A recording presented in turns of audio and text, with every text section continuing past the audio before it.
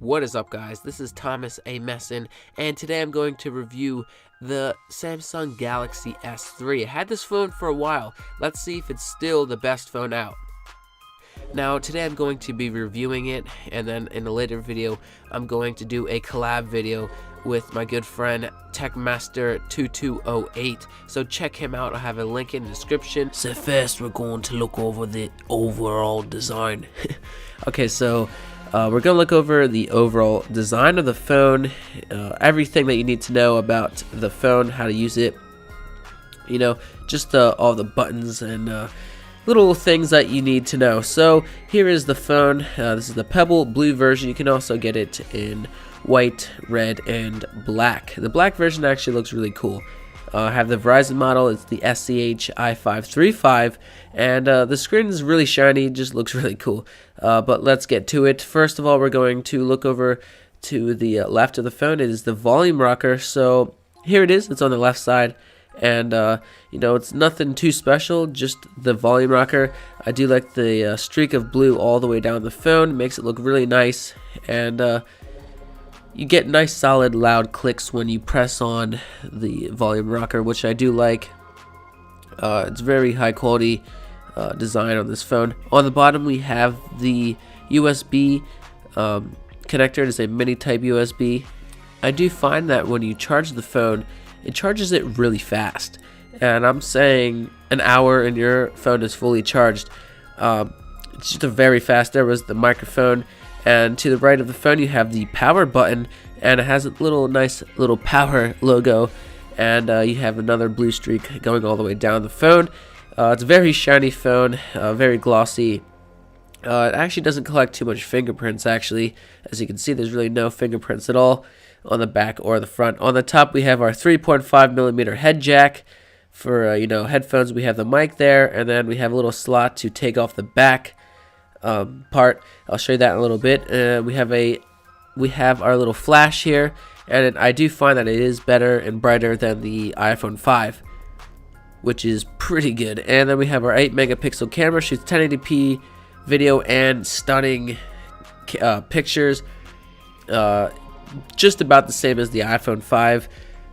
Going over to the right, we have our speaker. It is on the back, but it still produces really loud, clear audio. And then we have our little Verizon 4G LTE logo. It's engraved onto the back. And then we have our Galaxy S3 logo, which is also engraved. The back plate looks just beautiful. Very nice design. The phone is extremely light, lighter than the iPhone 5, but it is mostly made out of plastic. It is also very skinny, not as skinny as the iPhone 5, but first let's look over how to tear off the little back piece, and it's very easy. I'm going to show you right here. It's located on the top, as you can see, and all you want to do is just dig your fingernail and just tear it off. It's on there pretty well. It's also designed so when you drop the phone, the back piece pops off, and somehow that saves your phone. But here's the battery. You get about a full day with 30% left, which is pretty good. Not the best. I find that the iPhone 5 has better battery life. You have the SIM card and the mini type SD card. It can fit up to 64 gigabytes, which is really good. The phone alone has 16 gigabytes. You can also get the 32 gigabyte model. So snapping it all on, you have to make sure that you hear all the solid clicks. And now let's just boot up the phone. It takes really fast, and yeah, so all you have to do is hold it down until you feel the phone vibrate, and you get that little Samsung logo, Samsung Galaxy S3. I do find that the phone takes really fast to boot up. So that was the overall hardware and overview on the phone. You also have your 1.9 megapixel camera with 2 sensors and your LED flash that blinks when you have a message or when someone calls you. You also have a little speaker grill on the bottom. You have your home button, menu button, and back button, and the phone is fully booted up. Took really fast. I'm saying anywhere between 30 and 40 seconds. So the phone is really fast. Project Butter gives it no lag. I'm running Android 4. Let's see, we're running Jelly Bean 4.1.1, as you can see there. So next we're going to look into the phone and see the difference between Android and, you know, iOS. So to activate the phone, all you have to do is swipe, and you're in the phone, and you know the brightness is all the way up now, and as you can see, there's really no lag at all. You'll get sometimes just a little bit of lag, but after that you will never find any lag, and that's really just when you boot up the phone or when you turn it on. So you have the widgets here, and you have all the apps. This is the app drawer, and I have a lot of apps. It also comes with a lot of apps, and then when you hit that button, it goes to the recently downloaded apps, just in case if you can't find any. I do really like widgets. You know, you can place them anywhere on your screen. Unlike the iPhone 5, you don't have any widgets, you just have apps. So that's one reason why I like Android a lot, because you know you can just hold down and you know place apps wherever you want. Here's an alarm, so if you want to set alarms, it's that easy. You tap and you can, you know, remove it. So here is, you know, just to show you Project Butter that there is no lag. You can also, you know, move apps, move widgets, whatever. You know, it's very customizable. I do like how Android, you know, you can customize it in any way you want. Unlike iOS, you know, you can't really change too much. You can also resize the actual widgets to make it bigger. You know, I have my email here, so if I want to go straight into my email, I just click it and I'm straight in. So it's just really easy to use. I find that, you know, the older you are, the harder it is to use this kind of stuff. So if you're older, this isn't really the phone for you, because there's so many things you can do, and it's kind of confusing. That's where iOS is good, or Apple. They make everything really easy. So there's a notification bar, like I said, and that's for if you get an email or whatever. Now let's go into the camera. The cameras are basically the same between the iPhone 5 and the Samsung. You know, they're both really good. They're both 8 megapixels. And the reason why I like the Samsung camera better is because you have way more options and settings. You can control everything, to color correction, to you know, how many megapixels you want, to just autofocus, single shot, burst shot, whatever.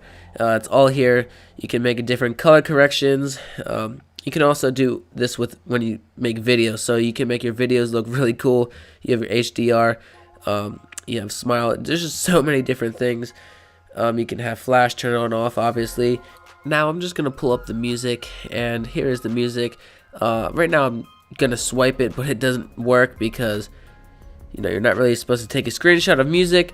But to screenshot, all you have to do is just swipe your hand across, and it actually takes a screenshot. How does it work? I have no idea. I think it's really cool. To activate your screenshot, you put on the notification tray, and you can look at all your screenshots. I think it's a really helpful, easy way to, you know, just do a screenshot.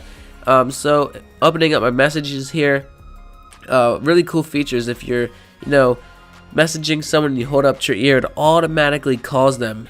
I have no idea how it works, but it works. So as you can see, it's calling someone. All I did was hold it up to my ear, and it automatically called someone, and I think that's amazing.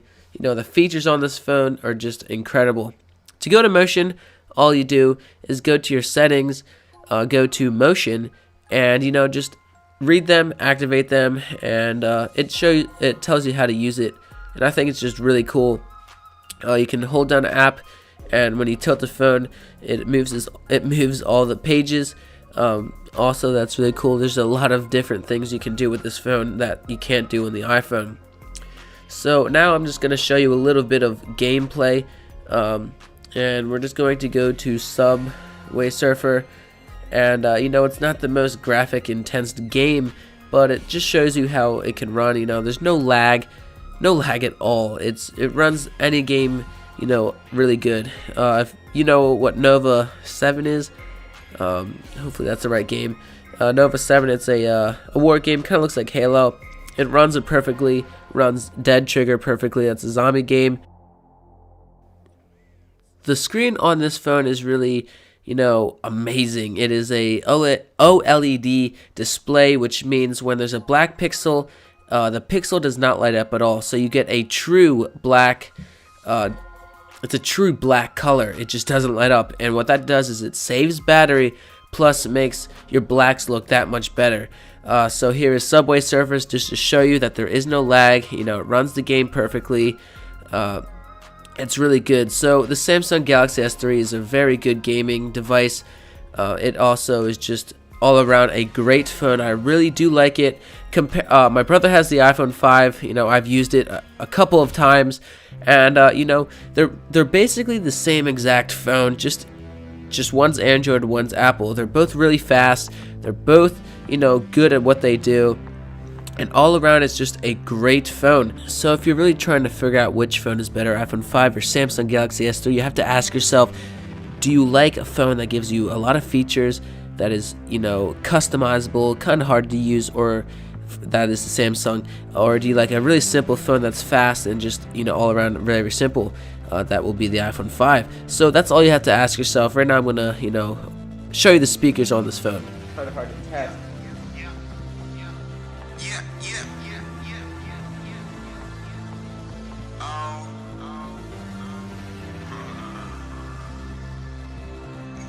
The only bad thing about the speaker is it is on the back, so when you cover it,